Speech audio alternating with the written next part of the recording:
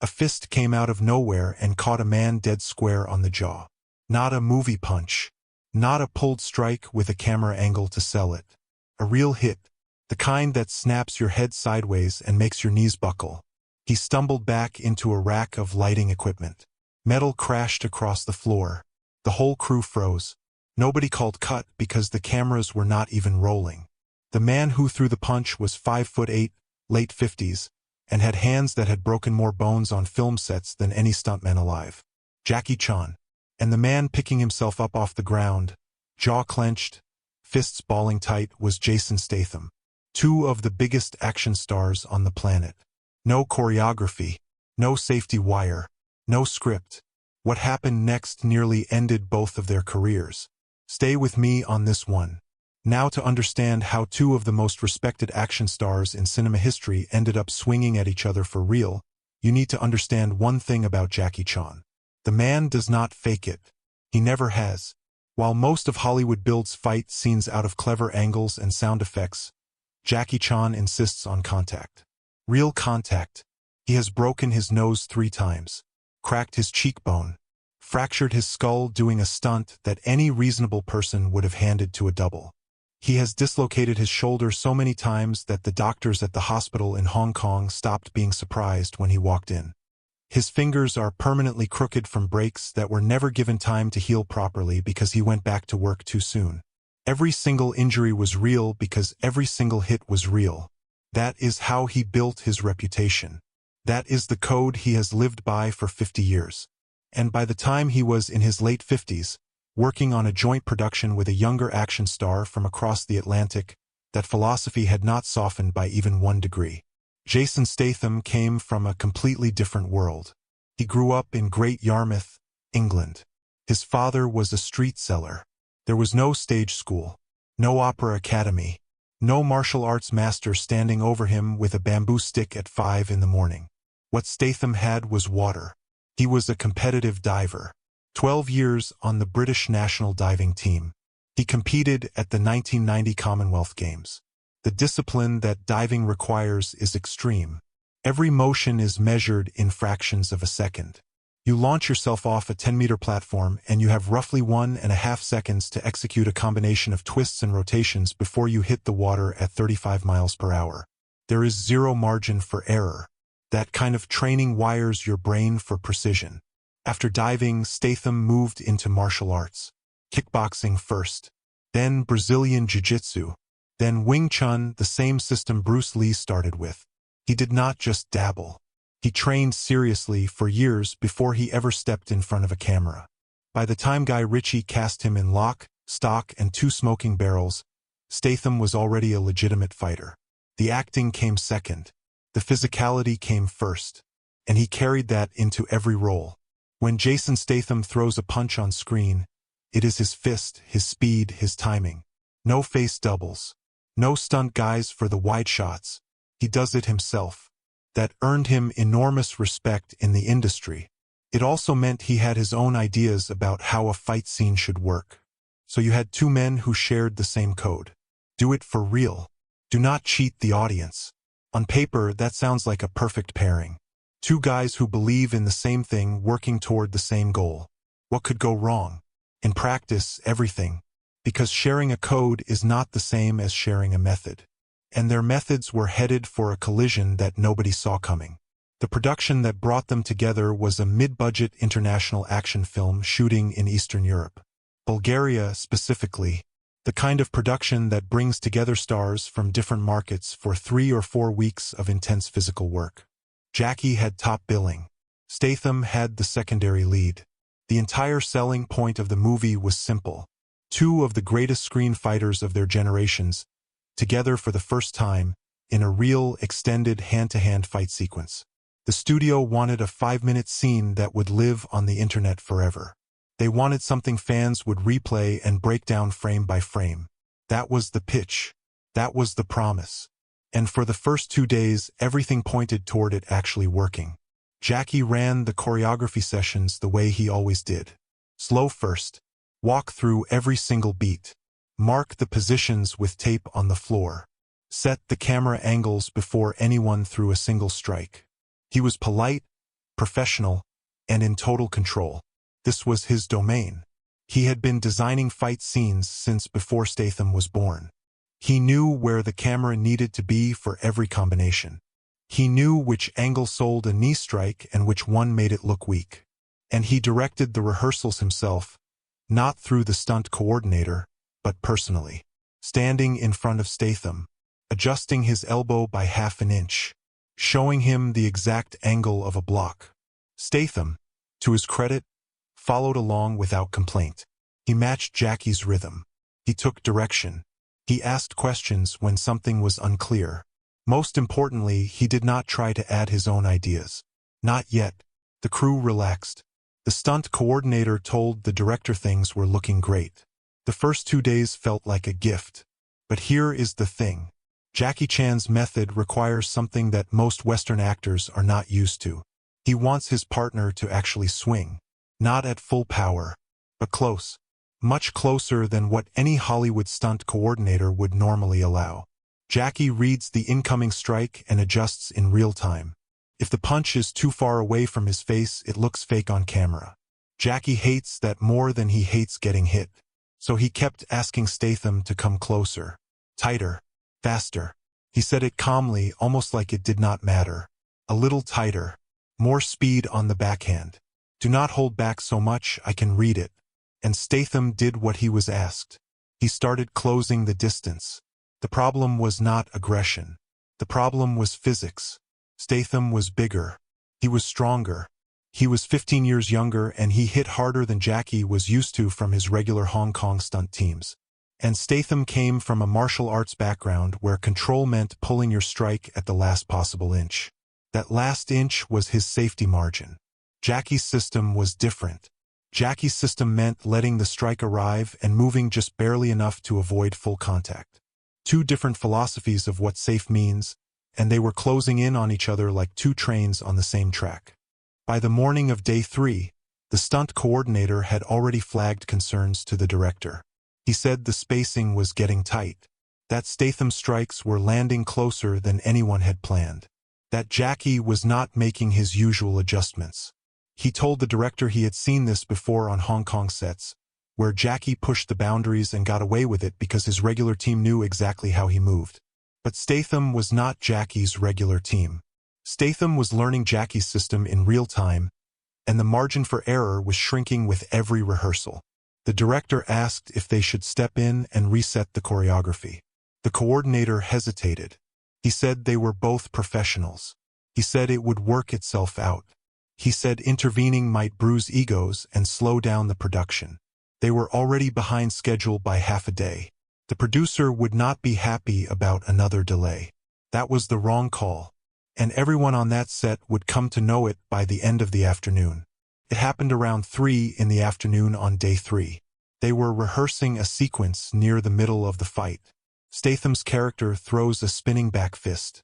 Jackie's character ducks under it, catches the arm, and uses the momentum to flip Statham to the ground. They had walked it through slowly 8 times. Every mark was set. Every angle was checked.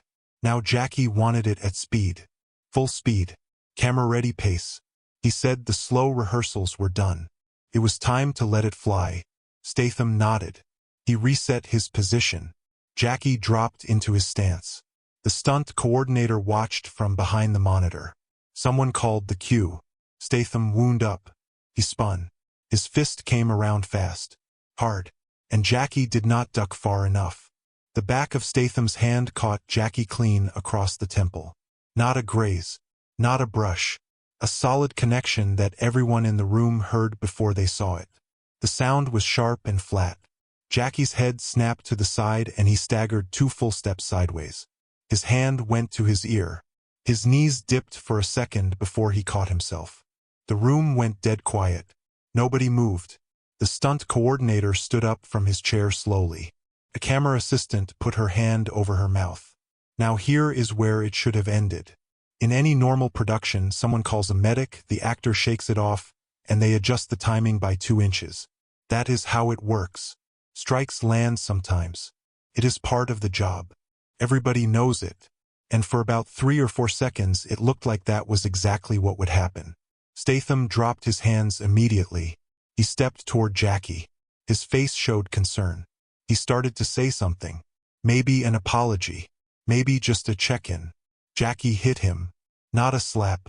Not a shove. A closed fist driven straight into the side of Statham's jaw. The same punch Jackie had thrown in 100 movies, except this time there was no choreography behind it. No timing. No pulled distance. This one landed for real. Statham's head rocked back. He stumbled into the lighting rig behind him. A C-stand toppled. A sandbag slid off a crossbar and hit the floor with a thud. Equipment scattered across the concrete. And then Statham's face changed. The concern disappeared. His eyes went flat, cold. His jaw tightened. His hands came up, not in surrender, in a fighting stance. Feet staggered. Weight on the back leg. Chin tucked. This was not an actor reacting. This was a trained fighter getting ready to go. 2 crew members rushed between them. The stunt coordinator grabbed Jackie from behind, wrapping both arms around his chest. A grip operator stepped in front of Statham and put both hands on his shoulders. For about 5 seconds, both men were trying to get past the people holding them. Jackie was shouting in Cantonese. Fast, sharp words that nobody on the English-speaking crew could understand. Statham had not said a single word. He was just pushing forward, eyes locked on Jackie, trying to get his arms free. Then it stopped. Jackie pulled back, took one breath, then another. He shrugged off the coordinator and walked to the far end of the set without looking back. Statham shook off the grip operator, turned on his heel, and walked straight to his trailer. The door shut hard enough that people heard it from the other side of the soundstage. The director called a break. Nobody needed to be told twice.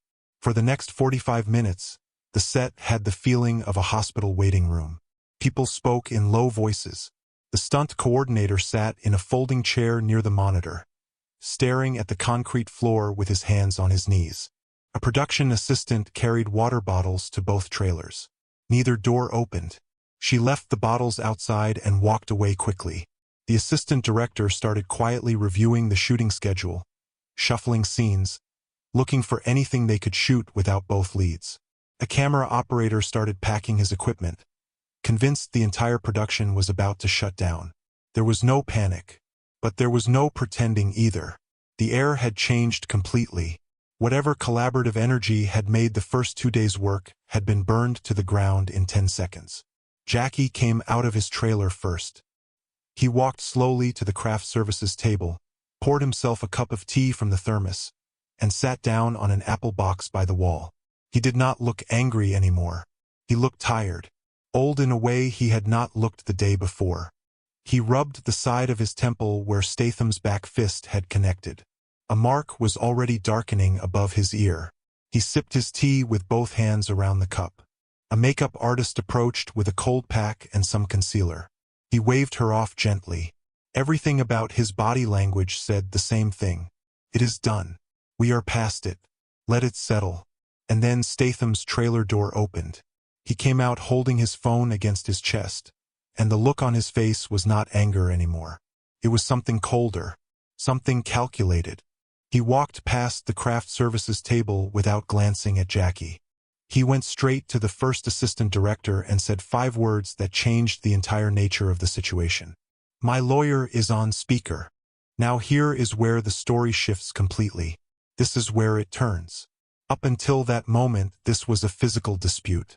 2 men, 1 mistake, a flash of temper. That kind of thing happens on action sets. It is not common, but it is not unheard of. Adrenaline runs high. Contact is part of the work. Tempers flare.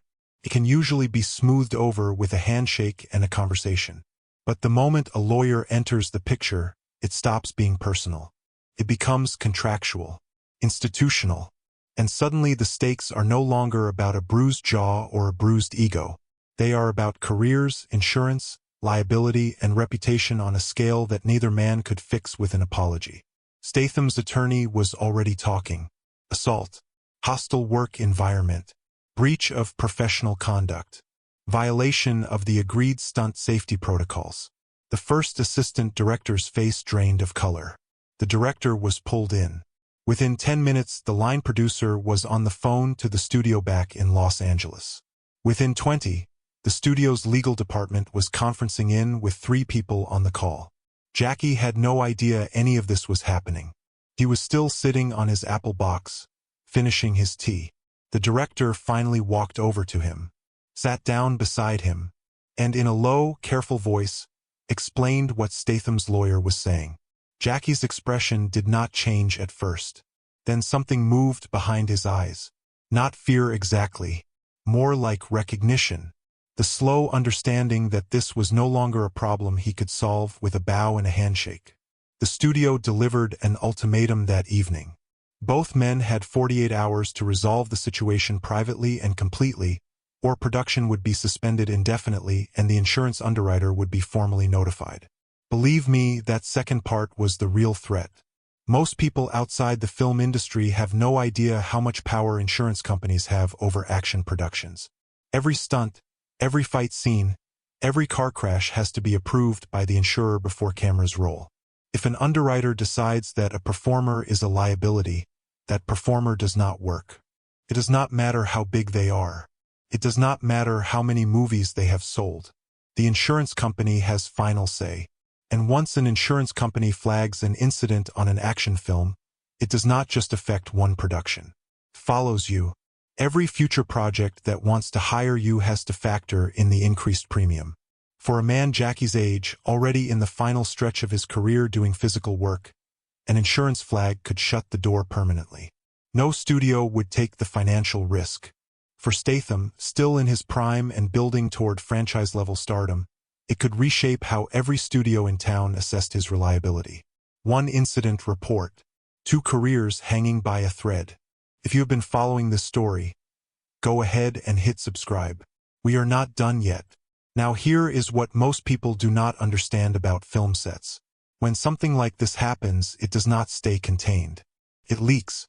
Within hours of the incident, at least 3 crew members had texted friends in other productions about what they had just witnessed. By that evening, a mid-level entertainment reporter in Los Angeles had received a tip. The details were vague. 2 international action stars had gotten into a real physical altercation during production of an unnamed film. No names confirmed yet, but the story was out there, floating, waiting for someone to attach a name to it. The studio moved fast. They sent a senior vice president to the set on the next available flight. Not the director's boss. Not the line producer's supervisor. A studio executive whose specific job description was making problems disappear before they became press stories. She arrived the following morning carrying a leather folder full of non-disclosure agreements and a very simple message for every single person on that set. This did not happen. As far as anyone outside this production is concerned, filming is on schedule. Both leads have a wonderful working relationship. If you are asked, that is what you say. If you say anything else, the studio will pursue legal action to the fullest extent allowable. Jackie signed the NDA immediately. He did not even read the full document. He understood this system better than anyone in the room. In Hong Kong cinema, disputes on set were always handled internally. Always. You did not air your problems in public. You did not bring outsiders into family business. And film sets in Hong Kong were family. You solved things face to face. You bowed. You moved on. The fact that Statham had brought in an attorney before even attempting a face-to-face conversation was, in Jackie's mind, the bigger violation. Not the punch he threw. The phone call Statham made. That phone call told Jackie something about the cultural gap between them that no amount of choreography could bridge. Statham took longer to sign. Much longer. His lawyer pushed back on 3 separate clauses in the agreement. There were hours of negotiation over language around future liability, medical documentation, and whether either party retained the right to reference the incident if legal proceedings were ever initiated by a third party. The studio's attorney held firm on everything. By the end of the second day, Statham signed too. The NDA covered everything. No interviews, no social media posts, no references in books, podcasts, or documentaries. No memoir inclusions. Nothing. Ever. The official story was that the production had experienced a minor delay due to a set equipment malfunction. A lighting rig collapsed. Took a day to repair and replace. End of story. Anyone who searched for production updates would find nothing but a routine scheduling note buried in a trade publication. But the fight scene still had to be shot. And that was the question nobody had answered yet. Could these two men get back in front of the camera and throw punches at each other after they had already thrown real ones? The stunt coordinator redesigned the entire sequence from scratch. He widened every gap between strikes. He slowed the pace of every exchange. He added 2 full beats of pause between each combination. He shortened the scene from the original 5 minutes down to 3.5. The director objected. The studio called it a disaster. But the coordinator would not move. He said he was not going to clear the scene for shooting unless both performers had enough room to breathe and react. And with the insurance company already circling, nobody had the authority to overrule him. Jackie arrived on the morning of the reshoot before anyone else. He did something nobody expected. He brought a gift. A small wooden box, plain, no wrapping. Inside was a watch. Not expensive. A simple mechanical piece with a leather band. He carried it to Statham's trailer, knocked on the door and waited. When Statham opened the door, Jackie held the box out with both hands. He bowed slightly. He spoke quietly. Just a few words. Nobody standing nearby could make out exactly what he said. Statham looked at the box for a long moment. His face gave away nothing. Then he reached out and took it. He did not smile, but he nodded once, slowly, and that nod held more weight than anything either man had said in 3 days. They walked to the set together, side by side, neither one speaking but neither one avoiding the other. The crew watched in complete silence. Coffee cups went down. Phones went into pockets. Everyone on that soundstage understood what they were witnessing. This was not just 2 actors going back to work. This was 2 men deciding, without words, that they were going to finish what they started. The coordinator walked them through the new choreography slowly and carefully. Jackie listened without interrupting once. Statham followed every mark exactly. There was no improvisation. No requests for more speed. No one said tighter or closer or faster. Just 2 men executing precise, controlled, rehearsed movement with 4 inches of safe distance between every strike. The takes were clean, professional, controlled. There were no outbursts, no tension visible to anyone watching the monitor. If you had walked onto that set without knowing what had happened 3 days earlier, you would have seen 2 experienced professionals doing their job. That was the surface. Underneath, every person in that room was holding their breath. It was not the fight scene the studio had wanted. It was not the viral 5-minute brawl they had been selling to distributors for over a year. The head of marketing was going to lose his mind when he saw the reduced running time. But when the director called cut on the final take, something was visible on the playback monitor that had not been there during any of the first 2 days of rehearsal. Restraint. Not weakness. Restraint. 2 men who knew exactly how much damage they could do to each other, fighting with the discipline to make absolutely sure they did not. And that restraint gave the scene something the original choreography never had. Wait, every pulled punch meant something because you could feel the force being held back behind it. The scene ended with Jackie pinning Statham against a concrete pillar. In the script, it was supposed to be a clean moment of victory. Jackie's character wins. But watch it carefully and you will see something that was never written, never directed, never discussed. There is a half-second pause where Jackie looks directly into Statham's face. Just looks at him. And in that look there is everything that was never said out loud. The regret. The respect that never went away. The acknowledgement that 2 professionals crossed a line and found their way back from it. Statham saw it. You can tell because his expression shifts. His jaw unclenches. His eyes change. It is barely visible. Maybe 2 or 3 frames of film. But it is there.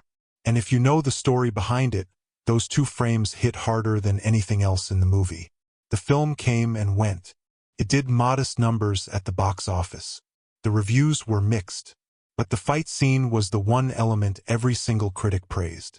They called it raw, grounded, surprisingly emotional for a mid-budget action picture. None of them knew why. The incident never became public. Not in any real way. The NDAs held. The crew stayed quiet. Every single one of them. That alone tells you something about the gravity of what they witnessed. In an industry built on gossip, where set stories leak faster than water through a screen door, 50 people kept their mouths shut. The reporter who received the original tip could never confirm names, and without names the story was unpublishable. It sat in a draft folder for months. Then it was deleted. The rumor died.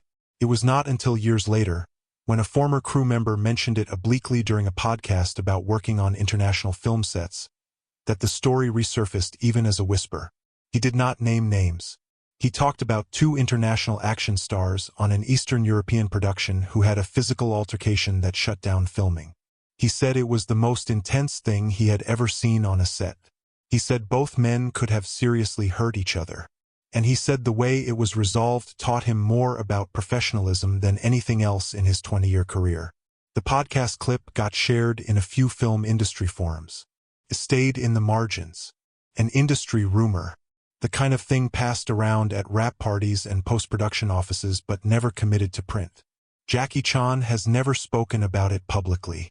Not directly, but in a wide-ranging interview about 2 years after that production, a journalist asked him what the most important lesson of his career had been.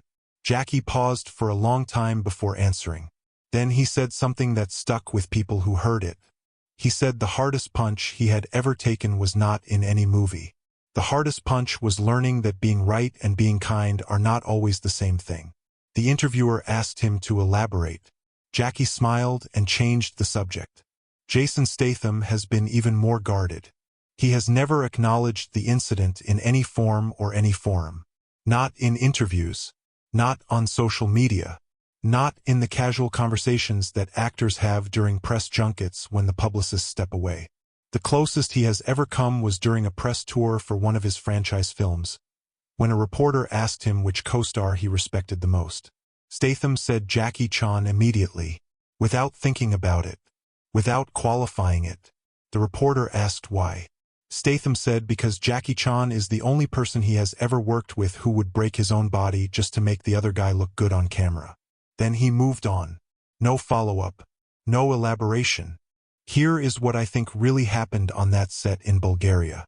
2 men who had spent their entire professional lives doing things for real finally met each other on that ground. And the thing about real is that it does not have a safety net. Real means sometimes the strike connects when it was supposed to miss. Real means sometimes your pride moves faster than your brain can pull it back. Real means sometimes you break something that takes more than ice and a bandage to fix. Something that takes more than a contract to contain. But real also means what happened the morning after. The plain wooden box. The simple watch inside. Not a Rolex. Not a bribe. A gesture. Something that said, I know what I did and I know words are not enough. The knock on the trailer door when it would have been easier to stay inside. The walk to set, side by side, with nothing but silence and presence between them. That was real too. And it might have been the hardest thing either man did in his entire career. Harder than any stunt. Harder than any fall. Harder than any take where the timing went wrong and the hit landed clean. Because it required the one skill that no amount of physical training can give you. The willingness to go first. To extend your hand before you know if the other person will take it. Jackie Chan is in his 70s now. He still does his own stunts, though the heights are lower and the recovery takes longer than it used to. His body carries the record of every fight he ever filmed. Every fracture. Every dislocation. Every hit that landed when it should not have. Jason Statham is still among the biggest action draws in the world. His films gross hundreds of millions. He has not slowed down. They have never worked together again. Nobody in the industry expects them to. The production that brought them together has mostly been forgotten by audiences. But there is no hostility between them. Not anymore. Maybe not ever. When Statham was asked about a possible reunion project not long ago, he smiled.